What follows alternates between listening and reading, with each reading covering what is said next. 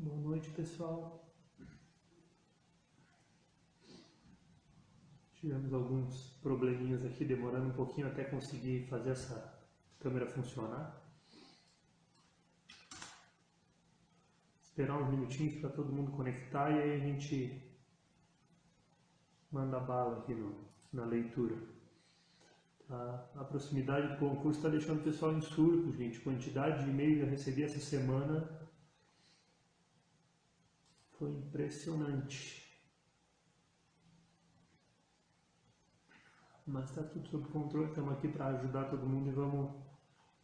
Hoje eu vou tentar ser mais objetivo, mais direto nas minhas respostas, né, para dar conta de todas as 39 perguntas que eu recebi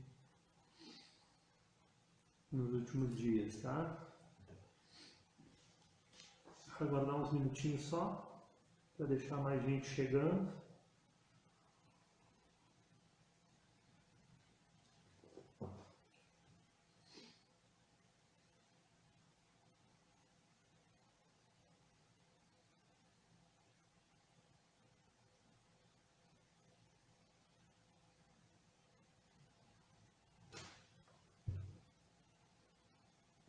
Primeira vez, William, tomara que goste aí, o pessoal tem elogiado, né? Eu me arrisquei nessa experiência porque eu não estava dando conta de responder a tantos e-mails que eu recebia. Achei que assim eu ia conseguir atender um pouco mais de gente, né? E a recepção tem sido melhor do que eu esperava. Eu confesso que eu ainda não me sinto 100% à vontade aqui falando, né? Eu prefiro estar sentado atrás de uma tela escrevendo, mas tudo são desafios, né? Vocês têm um desafio imenso daqui a 20 dias e eu estou aqui para tentar ajudar, então eu tenho que dar a minha cota de sacrifício também, né?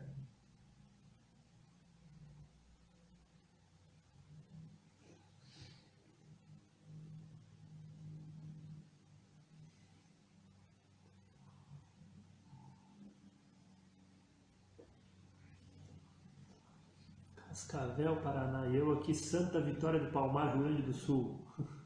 Ninguém sabe onde fica, né? Do ladinho do Chuí. Quase no... Aqui é mais Uruguai do que Brasil. Sim, sou eu que faço os comentários do TEC. Trabalho no concurseiro fiscal, que agora vai se transformar no Atitude Concursos.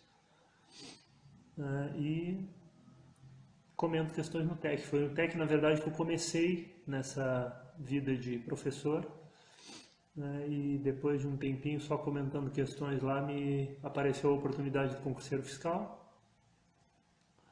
E agora o concurseiro está crescendo, evoluindo, se transformando no Atitude.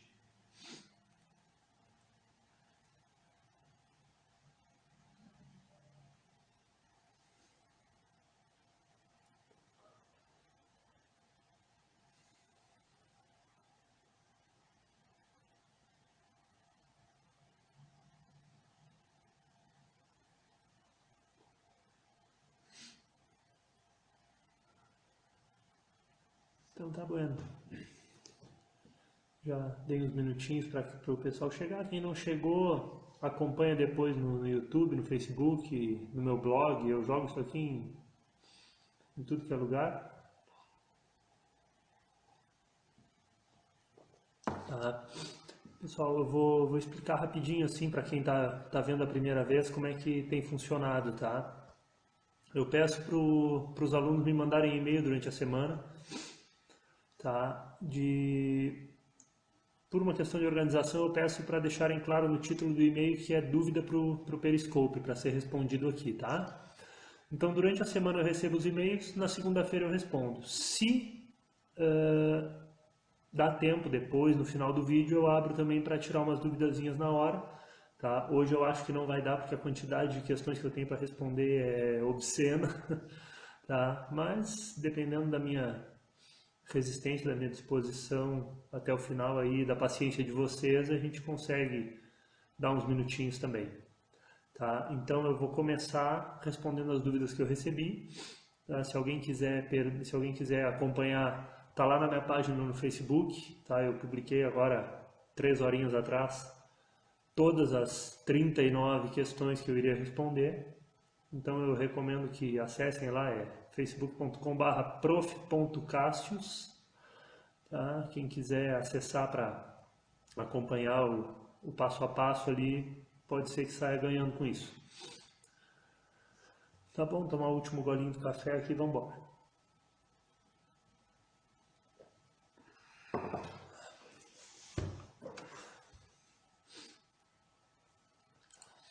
Bom.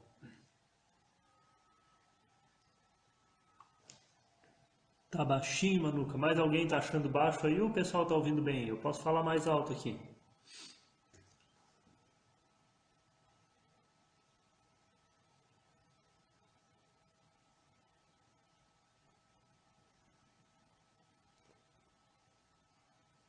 Bom, vai travar, tá? Porque a internet da fronteira aqui é complicada, tá? É quase,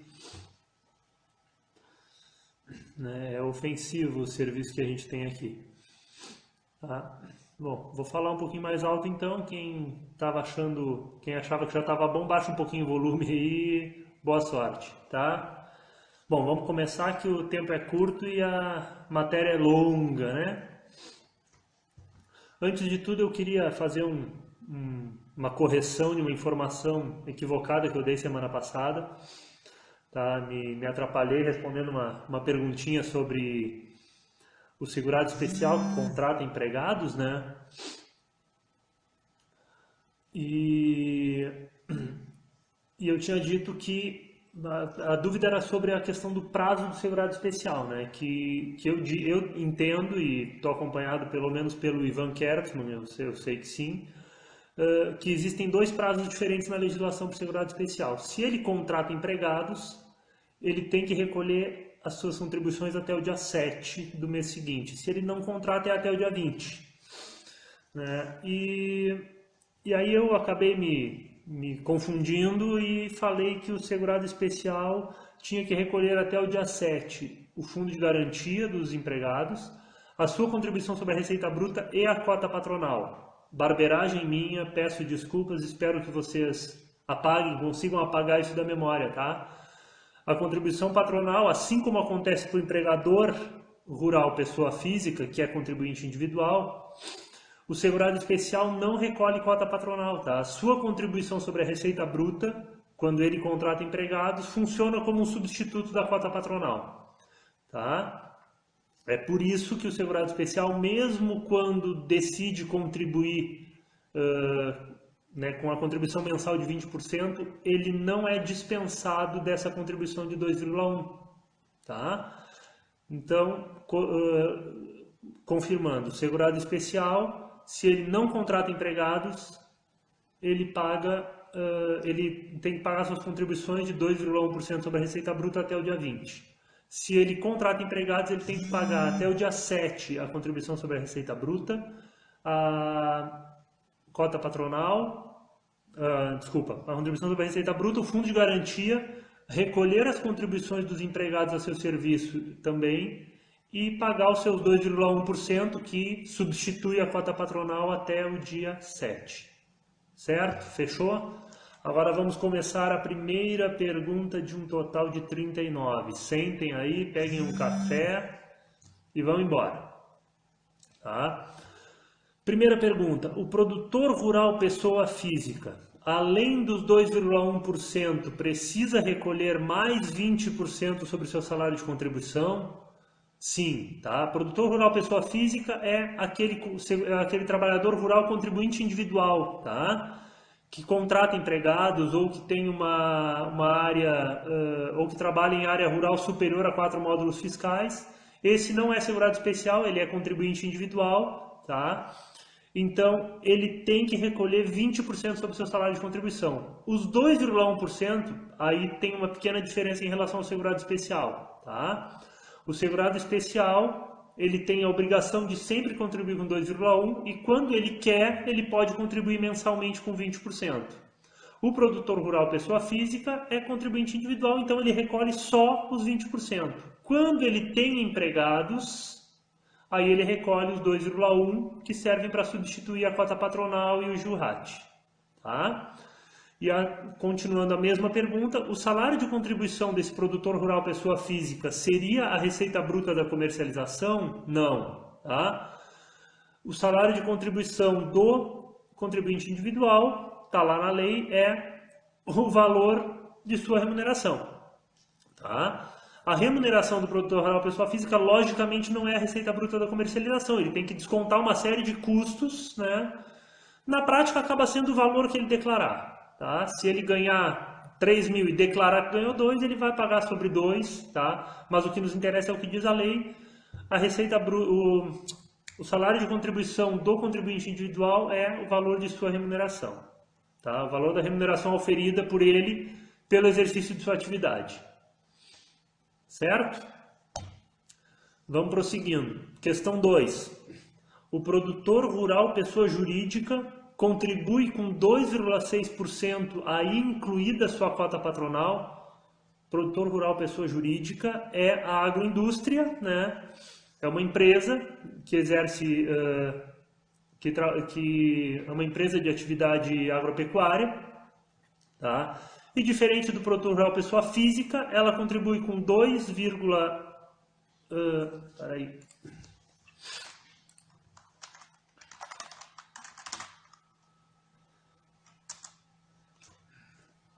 A agroindústria, ao invés de contribuir com 2%, né, sobre a receita bruta da comercialização, eles contribuem com 2,5% mais 0,1% de JURAT. Tá? Só que esses 2,6% já é realmente a cota patronal. Tá? O que está lá no regulamento, artigo 201A? A contribuição devida pela agroindústria, definida como sendo produtor rural pessoa jurídica, cuja atividade econômica seja industrialização de produção própria ou de produção própria e adquirida de terceiros, incidente sobre o valor da receita bruta proveniente da comercialização da produção, em substituição às previstas no inciso 1 do artigo 201, que é a cota patronal, e artigo 202, que é o JURAT, é de 2,5% de cota patronal, 0,1% de JURAT. Entendido? Então, a contribuição do produtor rural pessoa jurídica é 2,6%, aí incluída essa cota patronal. Foi assim que eu recebi a pergunta. Não é bem isso, tá? Não é que esteja incluída a cota patronal. Produtor rural pessoa jurídica é uma empresa. Né? A empresa recolhe a cota patronal, que no caso é de 2,5% e mais 0,1% de JURAT, certo? Os sócios dessa agroindústria são contribuintes individuais e têm a obrigação de recolher os 20% sobre sua remuneração. Tudo certinho até aí? Toca o baile então. 3. Se alguém contribuir a vida toda com salário de contribuição inferior ao mínimo, isso é possível, tá? Porque o salário mínimo deve ser respeitado, tá lá na lei, em seu limite mensal, diário ou horário, tá? Alguém que trabalha meio turno pode ter como remuneração só meio salário mínimo e a sua contribuição vai ser de meio salário mínimo, tá? Se alguém contribuiu a vida toda com salário de contribuição inferior ao mínimo, como fica o valor da aposentadoria? Bom, o fato da pessoa contribuir abaixo do mínimo não muda a regra básica do valor dos benefícios, tá? Nenhum benefício pode ser inferior ao salário mínimo, tá? Nenhum benefício que substitua o salário de contribuição, né, ou o rendimento do trabalho do segurado pode ser inferior ao mínimo. Então, mesmo que a pessoa tenha contribuído a vida inteira sobre meio salário mínimo ou 2/3 do salário mínimo, etc., vai receber de aposentadoria um salário mínimo. Tranquilo até aí? Toca para a próxima. Qual contribuição é utilizada para custear a aposentadoria especial? Bom, essa questão dá uma certa polêmica, tá? Porque pela literalidade normativa, né?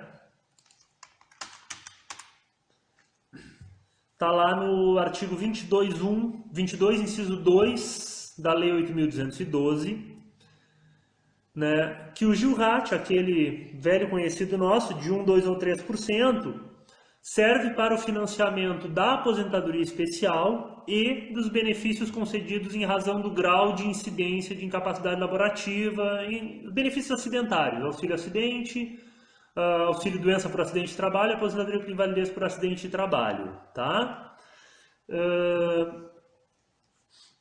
E lá no artigo 57 da 8.213, tá? No parágrafo 6º do artigo 57 da 8.213, está estabelecida a contribuição que nós chamamos de adicional GILRAT, ou adicional ao SAT, ou adicional ao RAT, depende de como vocês querem chamar, tá?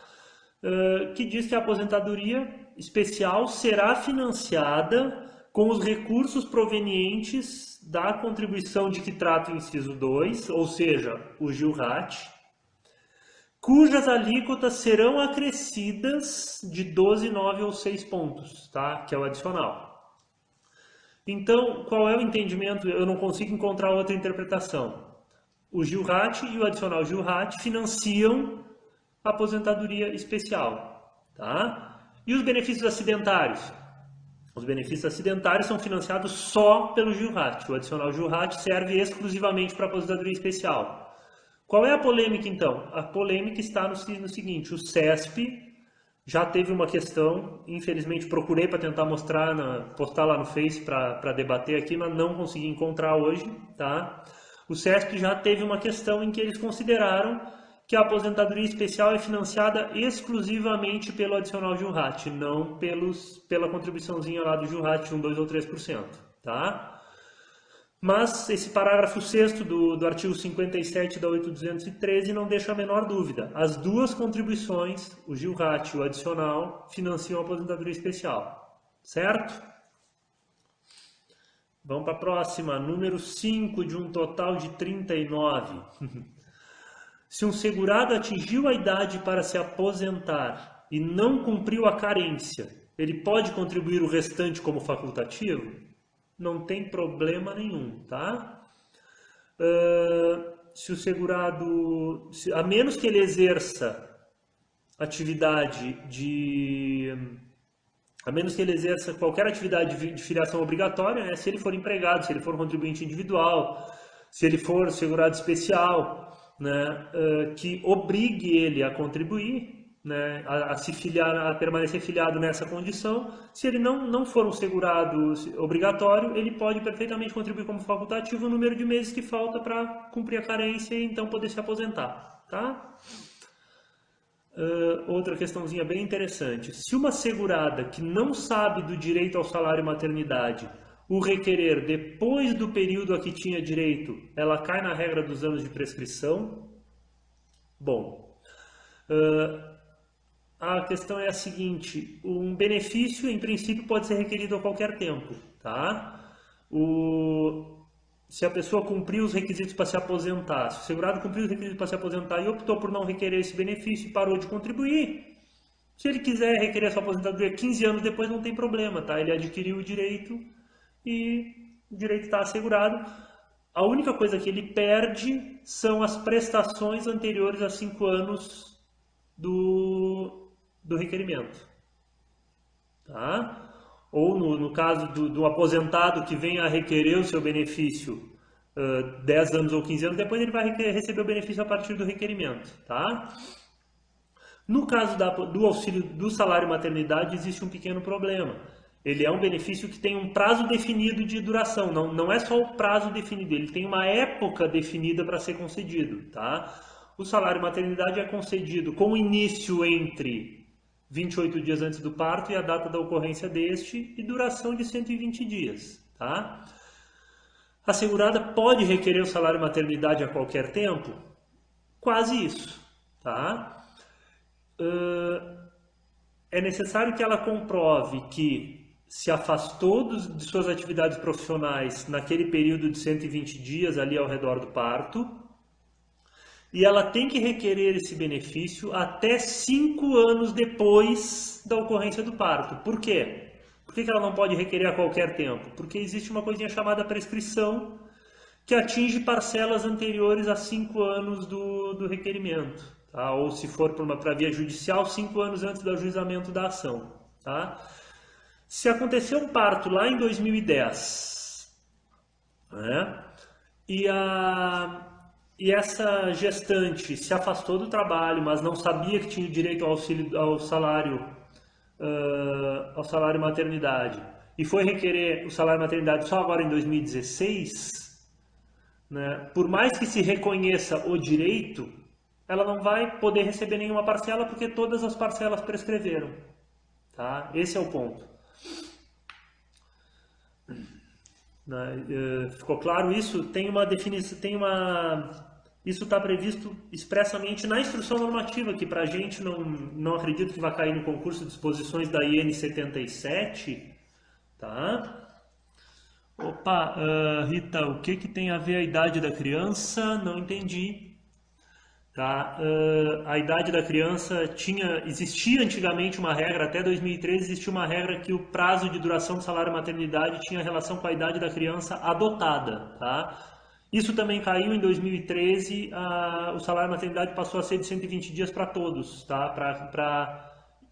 Para quem tem, para gestante e para quem adota, 120 dias, tá? Sempre. Deixa eu ver aqui a definição do salário maternidade. Isso vocês vão perceber nesse vídeo e nos próximos, tá? Eu tenho problemas sérios de memorização de número de artigos. Sou péssimo para isso, tá? Deixa eu ver aqui.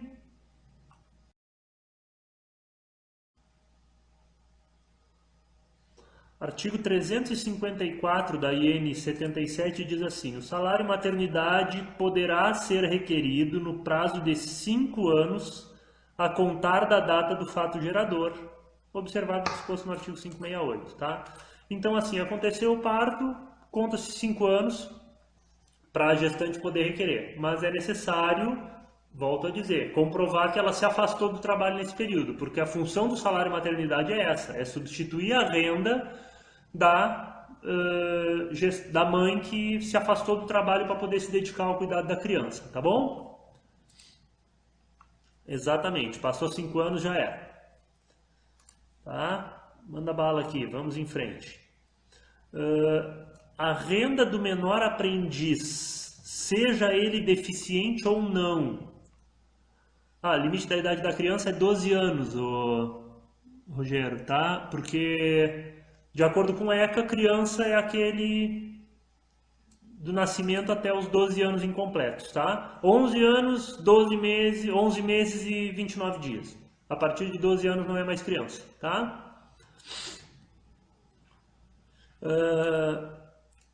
A renda do menor aprendiz, seja ele deficiente ou não entra no cálculo para o pagamento do BPC da LOAS. Bom, isso é um problema. Está lá no artigo 20, tá? Parágrafo 9º. Os rendimentos decorrentes de estágio supervisionado e de aprendizagem não serão computados para os fins de cálculo da renda familiar per capita, tá? Em tese, está tudo ok com a pergunta, mas qual é o problema? Essa redação do artigo 9º veio da Lei 13.146, que vocês devem conhecer bem, porque a gente está sofrendo por causa do artigo 16 da Lei de Benefícios, né? Essa lei entrou em vigor em 3 de janeiro, depois, portanto, do edital, tá?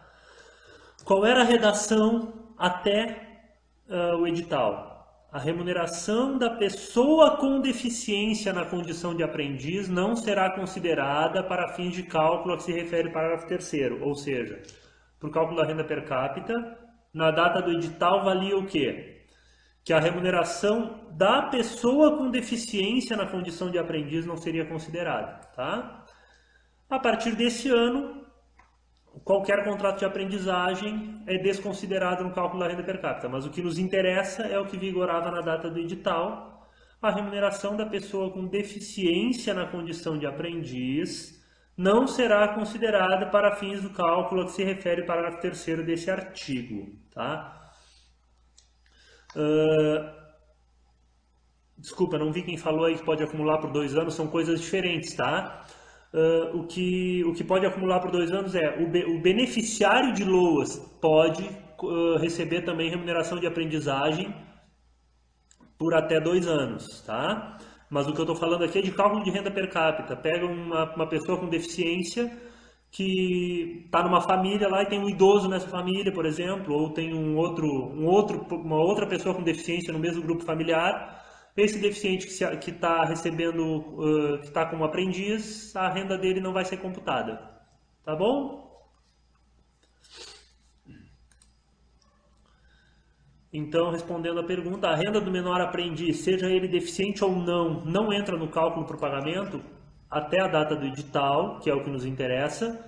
Só estava excluído do cálculo a renda do contrato de aprendizagem da pessoa com deficiência, tá? Vamos em frente.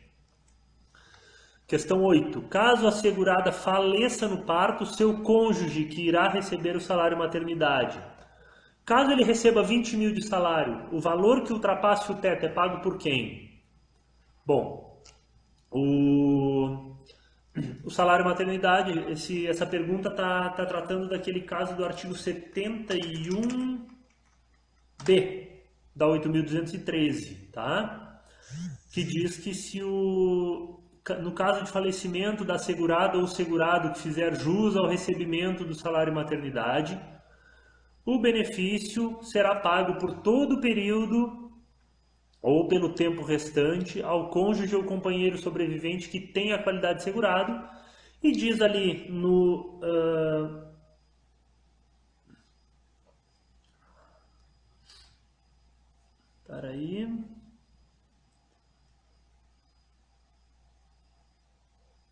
no parágrafo 2º desse artigo 71B, que esse benefício será pago diretamente pela Previdência Social. Aí ficou a dúvida, tá?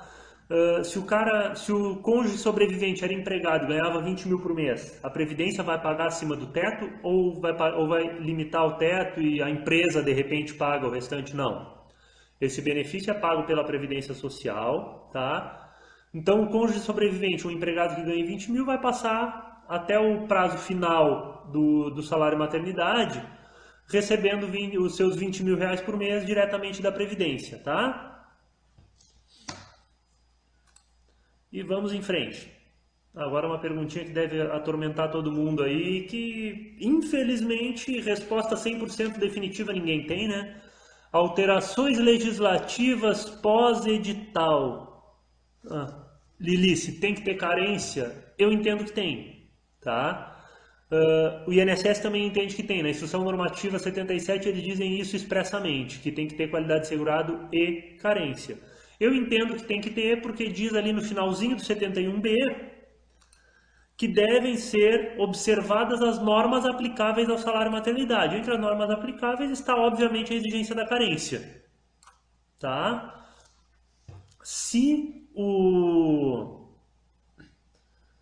Mas não dá para negar que a legislação expressamente só está exigindo qualidade de segurado, tá? Se tiver algum enunciado que repita o que diz nesse artigo 71B, eu acho complicado a gente considerar errado, tá? Sim, o afastamento da atividade é indispensável, tá bom? Não há maneira de obter o salário maternidade se não houver o afastamento do trabalho.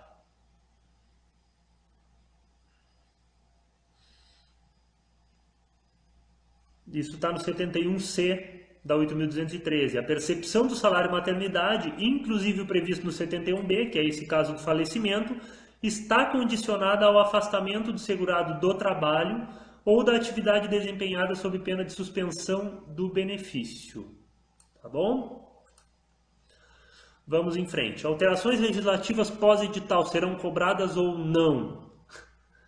Para responder isso com tanta convicção, só se vocês perguntarem para o examinador do CESP, tá, gurizada? Eu estou entendendo e estou aconselhando todo mundo a se fixar na legislação vigente até a data do edital, tá bom? O... Circulou nas redes sociais, e eu tenho em algum lugar aqui no meu computador, um ofício interno lá do CESP, meio tratando objetivamente da Lei 13.146, que era a mais polêmica de todas, tá deixando muita gente insegura, tá? E eles disseram claramente que a Lei 13.146, como entraria em vigor só depois do edital, não seria exigida. Tá? Mas depois esse ofício interno acabou virando aquela comunicação que o CESP botou lá no site, que basicamente repetiu um item lá do edital, né? Genérico, exatamente, da forma como está no edital, que não serve para nada. Tá? O que eu vi foi esse ofício, que eu sinceramente não tenho motivo para duvidar da autenticidade, falando que a Lei 13.146 não será cobrada, né? William, no edital diz o quê? Que se tiver nos itens de avaliação lá nos objetos de avaliação do item 14 do edital, serão cobrados. A Lei 13.146 não está no edital, esse é o ponto. Esse ofício que circulou aí diz mais ou menos isso, que para que uma lei fosse exigida, esta lei teria que estar no edital, tá? E a Lei 13.146 não está no edital. Tá a 8.213, que a 13.146 alterou? Tá, mas a Lei 13.146, que é a que realmente valeria para fazer valer esse item 13.32, se não me engano, do edital, não está no conteúdo programático da matéria, então não vale, tá bom? Questão 10, vamos lá que o tempo é curto e a matéria é longa. Vamos lá. Em relação à idade mínima para filiação, é comum as bancas cobrarem a literalidade normativa. Essa todo mundo já está careca de saber, né? Que temos a Lei 8.212 e 8.213 falam em idade mínima para filiação 14 anos e o regulamento, com base na Constituição, fala em 16 anos. Vale 16 anos, na prática vale 16 anos, salvo se for aprendiz, aí a partir dos 14, né? E aí a dúvida do aluno é a seguinte: o artigo 36 da 8.213 é aquele que diz que o doméstico que não tenha salário de contribuição no período básico de cálculo lá terá direito a um benefício mínimo e pode ser recalculado desde que ele comprove o recolhimento das contribuições, né? Esse artigo 36 ele foi tacitamente revogado pela Lei Complementar 150, aquela que regulamentou a PEC das domésticas e encheu os empregados domésticos de direitos, tá?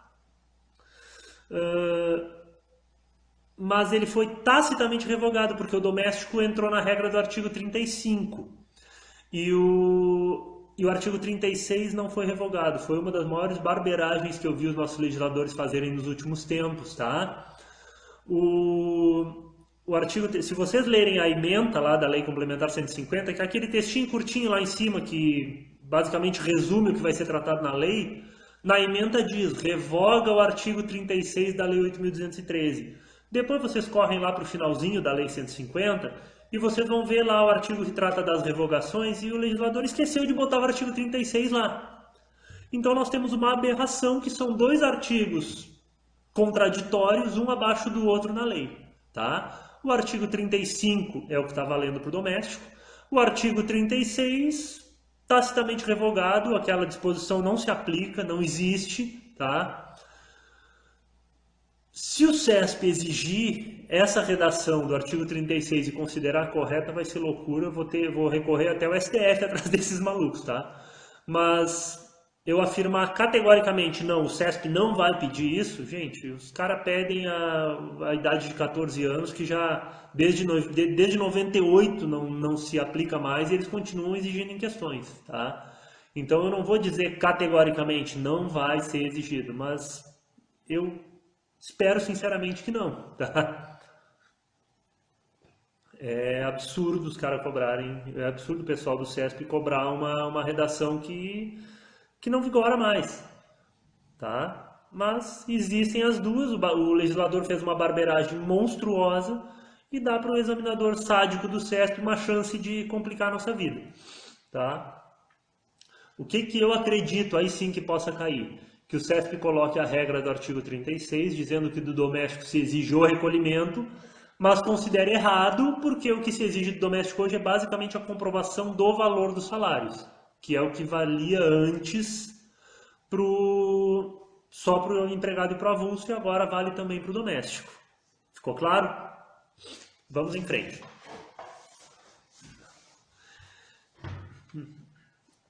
Enteado e menor tutelado. Né? A lei, nós sabemos, diz basicamente que eles são dependentes mediante declaração do segurado e comprovação da dependência econômica conforme definido no regulamento. O regulamento vai um pouco além, né, e diz que eles têm que comprovar dependência na forma do artigo 22 e que não possuam bens suficientes para o próprio sustento e educação.